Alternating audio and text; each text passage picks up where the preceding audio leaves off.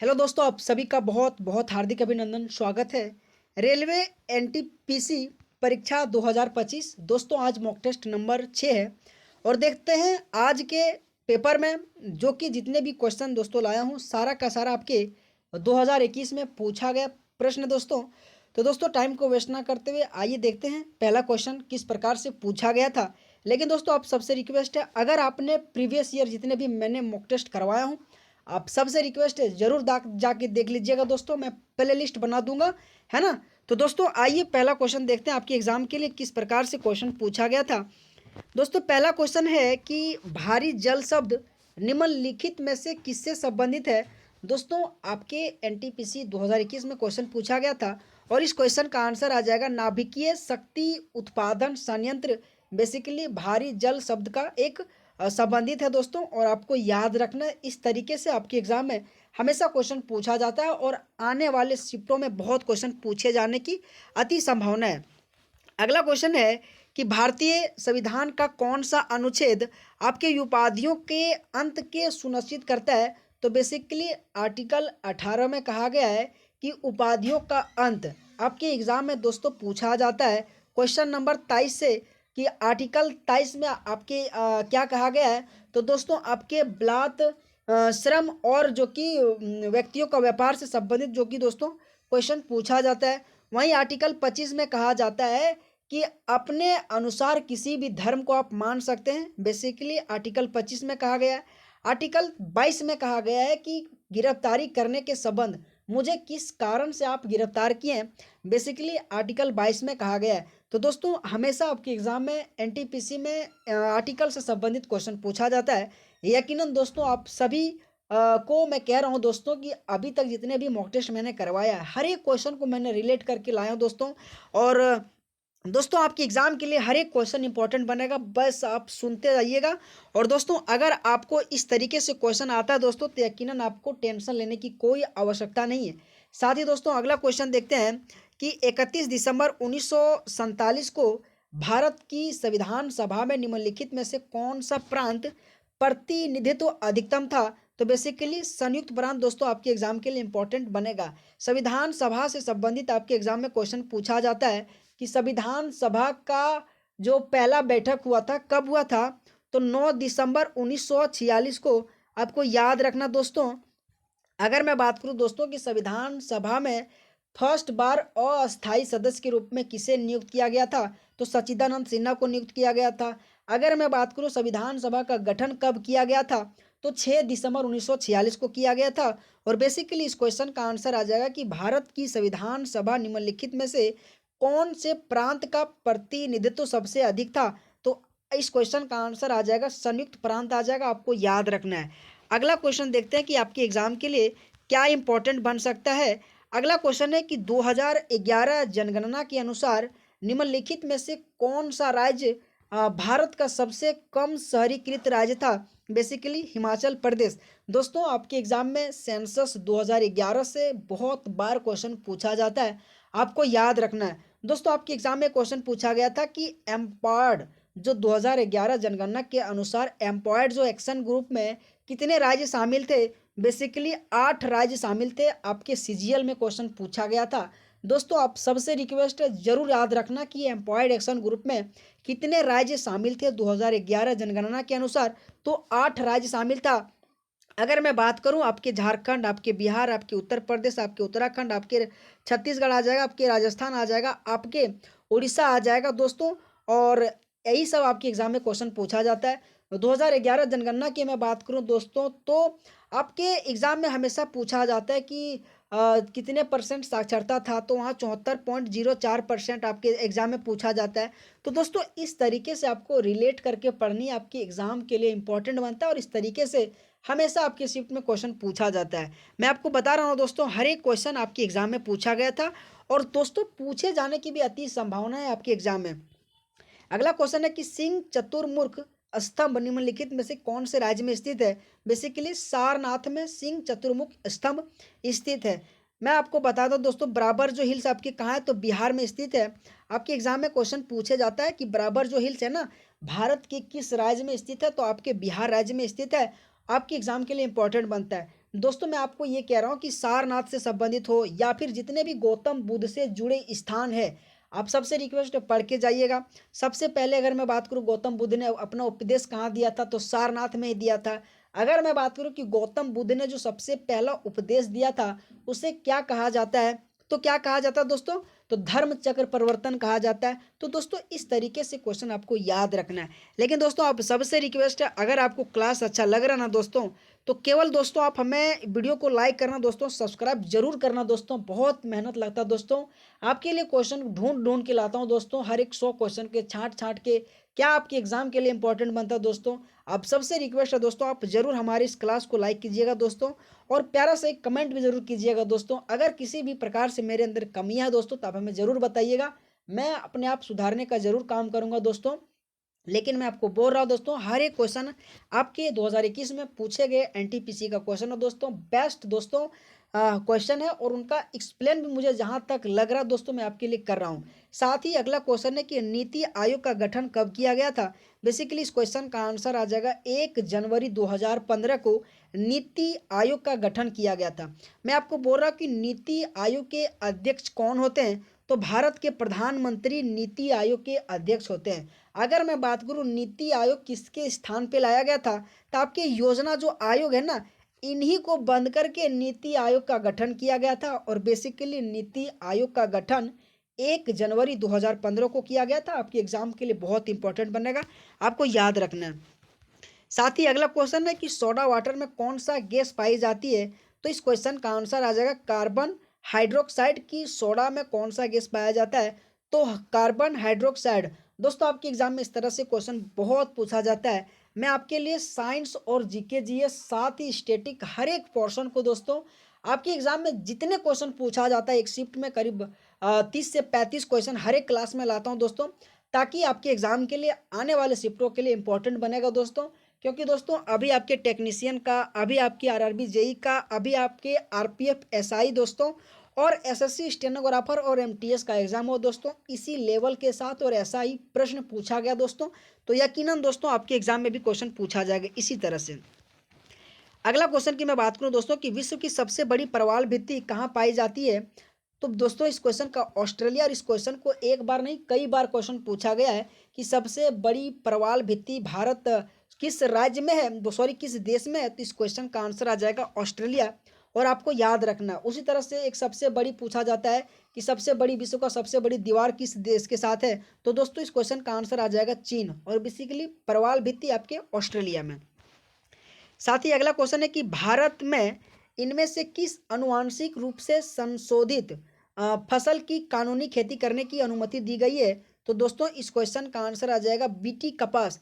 BT कपास को करने के लिए अनुवांशिक रूप से संशोधित फसल के कानून खेती करने की अनुमति दी है दोस्तों। कभी कभी ये होता है ना कि हमें क्वेश्चन पढ़ने के बावजूद भी हमें कभी कभी एग्जाम में नहीं मिल पाता है। कारण ये होता है दोस्तों कि हम प्रीवियस ईयर क्वेश्चन को नहीं देख के जाते हैं दोस्तों, इस तरीके से आपको क्वेश्चन नहीं मिलेगा बुक में। लेकिन दोस्तों जब आप प्रीवियस ईयर क्वेश्चन को देखोगे, पढ़ोगे, रिवीजन करोगे, तो कहीं ना कहीं एग्जाम में हमारे लिए बहुत सारा लाभदायक होता है, जिससे हमारा अच्छा नंबर भी आता है दोस्तों। तो आपको याद रखना इस तरह से क्वेश्चन दोस्तों। अगला क्वेश्चन है कि जो कान्हा टाइगर रिजर्व है ना, भारत के किस राज्य में है, तो बेसिकली मध्य प्रदेश में कान्हा टाइगर रिजर्व है दोस्तों। आपके एग्जाम में जितने भी अगर टाइगर रिजर्व हो गया या जितना भी आ जाता है उस तरीके से क्वेश्चन पूछा जाता है। उस तरह से अगर मैं राष्ट्रीय उद्यान की मैं बात करूं दोस्तों, तो आपके जो भद्रा भद्रा जो राष्ट्रीय उद्यान आ जाएगा, दांदेली राष्ट्रीय उद्यान आ जाएगा, तो इस तरीके से आपके एग्जाम में क्वेश्चन पूछा जाता है, जो बेसिकली कर्नाटक राज्य में स्थित है। तो आपको याद रखना दोस्तों, आपके एग्जाम में इस तरीके से ही क्वेश्चन पूछा जाता है, कहीं ज़्यादा कहीं हार्ड नहीं आता है, बस ऐसा ही आता है। अगला क्वेश्चन है कि NSE national stock exchange of India का मुख्यालय कहाँ है, तो बेसिकली मुंबई में। दोस्तों आपके एग्जाम में हमेशा एनटीपीसी में फुल फॉर्म से संबंधित क्वेश्चन पूछा जाता है, तो आपको याद रखना कि एनएसई का फुल फॉर्म क्या होता है, तो national stock exchange of India. अगर मैं बात करूँ कि इनका मुख्यालय कहाँ है, तो भारत के मुख्य जो कि मुंबई में स्थित है। और दोस्तों आपको याद रखना है, आपके एग्जाम के लिए बहुत इंपॉर्टेंट बनेगा। साथ ही अगला क्वेश्चन की मैं बात करूँ दोस्तों कि अगला क्वेश्चन क्या है कि पारा का सामान्य नाम क्या है, तो दोस्तों इस क्वेश्चन का आंसर आ जाएगा क्विक सिल्वर। क्विक सिल्वर पारा का सामान्य नाम आ जाएगा। आपके एग्जाम में हमेशा आवर्त सारणी से संबंधित क्वेश्चन पूछा जाता है, तो बेसिकली अगर मैं बात करूँ कि जो आपका क्विक सिल्वर है ना, उनका अगर बात करें तो उनका जो क्या नाम है, तो पारा का ही सामान्य नाम के रूप में क्विक सिल्वर जाना जाता है। अगर मैं बात करूँ एचजी के नाम से ही पारा जाना जाता है। कभी कभी आपके एग्जाम में जैसे कि उनका सांकेतिक पूछ लेता है कि अगर मान लो सल्फर हो, सल्फर का क्या कहा जाता है, एल्युमिनियम का क्या कहा जाता है। तो इस तरीके से आपके एग्जाम में भी क्वेश्चन बहुत पूछा जाता है। तो आप सबसे रिक्वेस्ट है इस तरीके से आप हमारे साथ बने रहिए, मैं आपको हर एक क्वेश्चन को करवा दूंगा दोस्तों।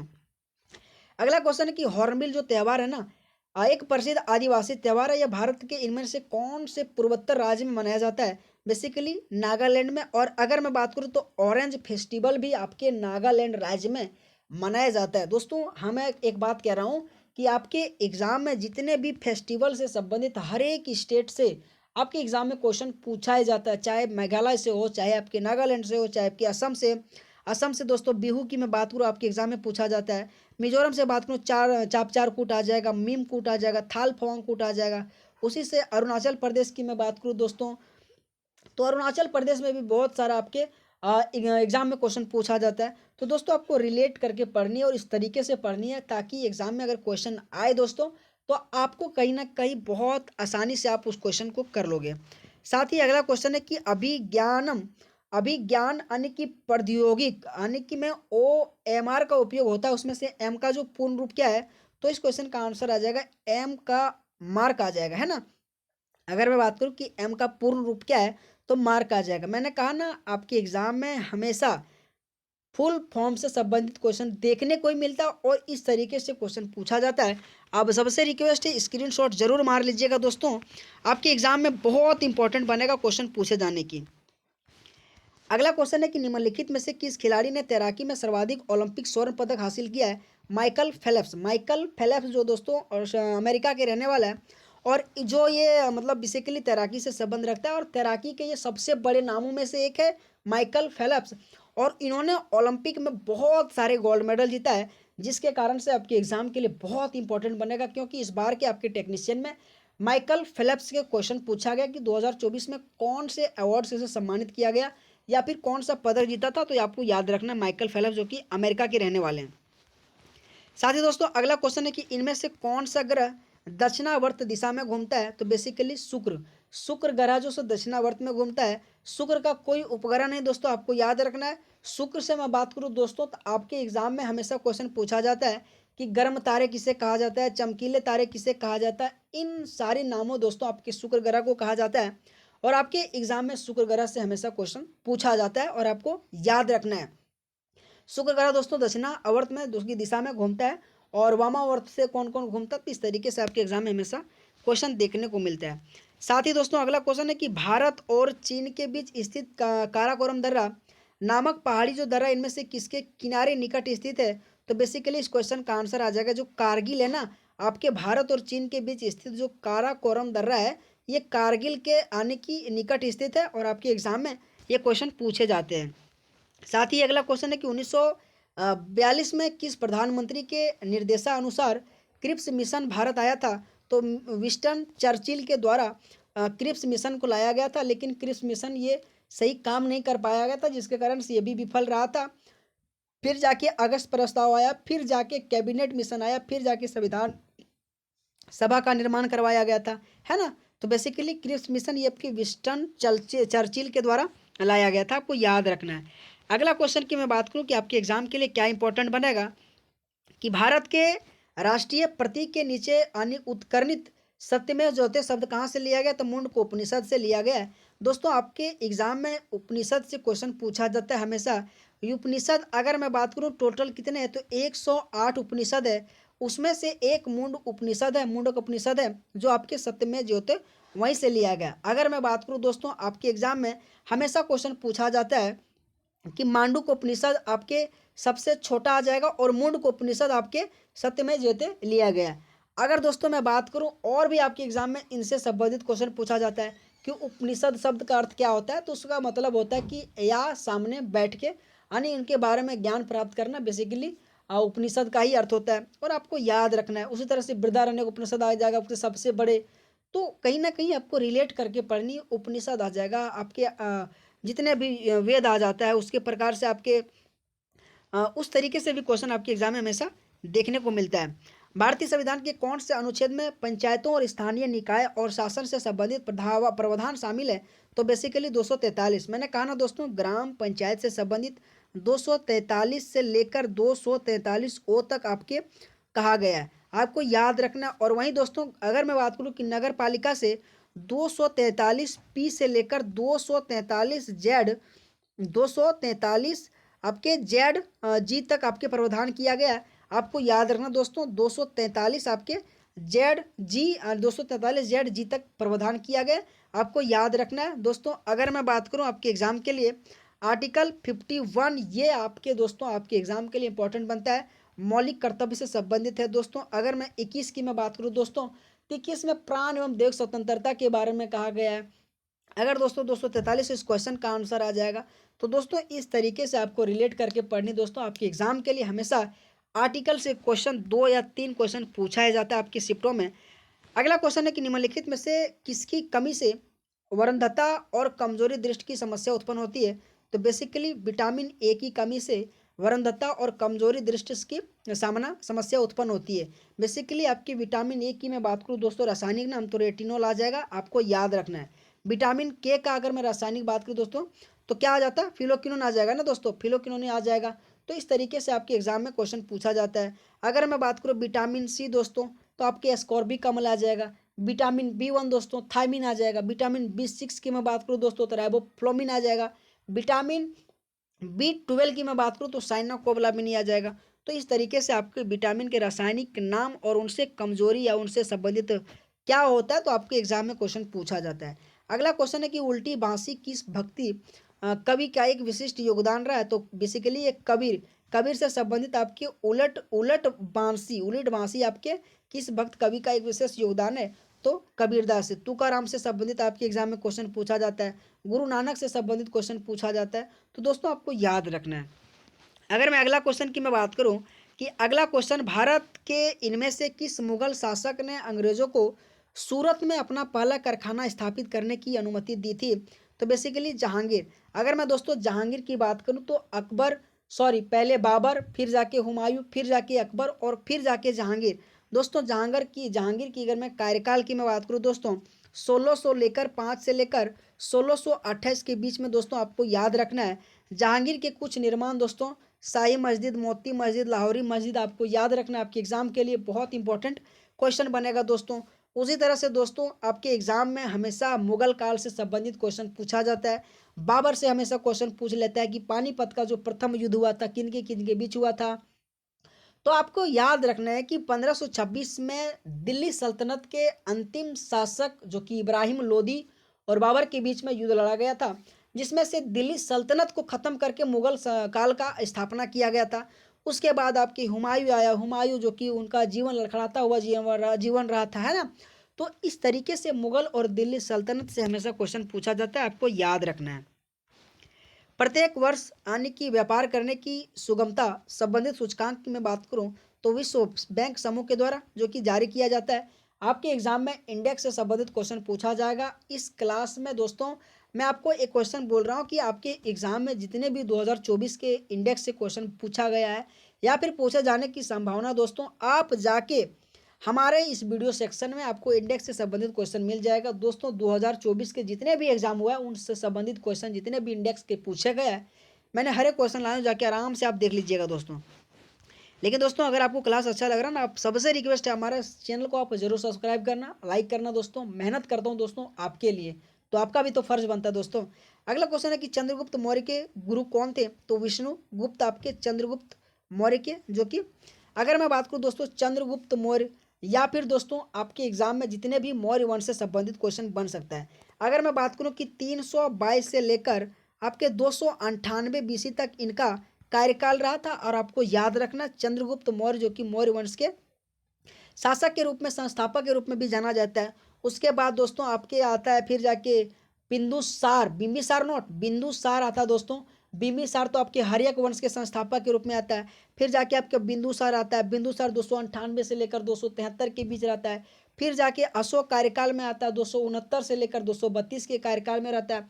तो हमेशा मौर्य काल से भी आपके चंद्रगुप्त मौर्य, बिंदुसार, आपके अशोक, उसी तरह से विष्णु शर्मा कल्हण से भी क्वेश्चन पूछा जाता है कि कल्हण के पुस्तक के लेखक कौन है। तो इस तरीके से आपको याद रखना दोस्तों, यकीनन आपको बहुत अच्छा लग रहा है दोस्तों। अगर आपको दोस्तों किसी भी प्रकार से कोई दिक्कत है दोस्तों तो हमें आप ज़रूर कमेंट में कीजिएगा। IMF और विश्व बैंक संगठन 1944 में हुआ था और इसका मुख्यालय की मैं बात करूँ तो वाशिंगटन DC। दोस्तों आपके एग्जाम में हमेशा मुख्यालय से संबंधित क्वेश्चन पूछा जाता है। अगर मैं बात करूँ कि विश्व बैंक का अगर मुख्यालय तो बेसिकली IMF का मुख्यालय वाशिंगटन DC आ जाएगा। दोस्तों आपके एग्जाम में जिनेवा से हमेशा क्वेश्चन पूछा जाता है। WTO का मुख्यालय आ जाएगा, आपके जिनेवा आ जाएगा। इसी तरह से हमेशा जिनेवा आपके एग्जाम के लिए बहुत इंपॉर्टेंट बनता है। अगला अगला जब क्लास आएगा ना दोस्तों, जिनेवा से जितने भी प्रकार के आपके मुख्यालय सारा का सारा दोस्तों मैं आपको कवर कराता चला जाऊंगा। यकीनन दोस्तों आप हम पे विश्वास रखिएगा और आप सबसे रिक्वेस्ट है, अगर आपको क्लास अच्छा लगता होगा आप हमारे चैनल को आप जरूर सब्सक्राइब करना। GPS के संदर्भ में निम्नलिखित में से कौन सा कथन सही है? तो बेसिकली इस क्वेश्चन का आंसर आ जाएगा पर्वत और बिल्डिंग ब्लॉक GPS से सिग्नल के लिए बाधा बन सकता है। बेसिकली इस क्वेश्चन का आंसर आ जाएगा और आपको इस तरह से क्वेश्चन पढ़ के जाना है। स्क्रीनशॉट मार लीजिए दोस्तों।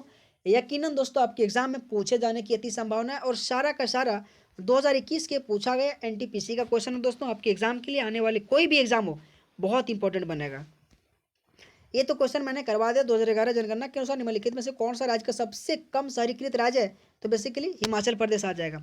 साथ ही दोस्तों मैं अगला क्वेश्चन बात करूं कि किस लेखक ने नन्हे बचे स्वामी से जुड़ी अपनी कहानियों के लिए पृष्ठभूमि के रूप में मालगुडी जो नामक पुस्तक है ना, किसने लिखा? तो RK नारायणन ने लिखा था। और आपको याद रखना RK नारायणन से संबंधित बहुत बार क्वेश्चन पूछा गया कि मालगुडी डेज पुस्तक किसके द्वारा लिखा गया? तो बेसिकली RK नारायणन के द्वारा लिखा गया और आपको याद रखना है। साथ ही दोस्तों अगला क्वेश्चन है कि निम्नलिखित में से कौन सा अनुच्छेद में उपाधियों का अंत के बारे में कहा गया है?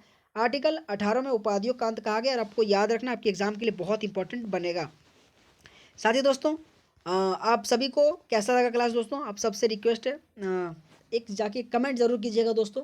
बोलते बोलते थक जाता हूँ दोस्तों, है ना। तो यकीनन दोस्तों मैं उम्मीद करता हूँ आप सबको बहुत बढ़िया होगा। 2021 के जितने भी क्वेश्चन पूछा गया था आज के मॉक टेस्ट नंबर 6 में लाया करीब 35 से 40 क्वेश्चन के बीच दोस्तों। तो इसी तरह से दोस्तों मैं आपको हर एक मॉक टेस्ट कराता चला जाऊंगा और 2021 के जितने भी पेपर हुआ था हर एक क्वेश्चन मैं आपको CBT 1 और खत्म होने के बाद CBT 2 भी करा दूंगा।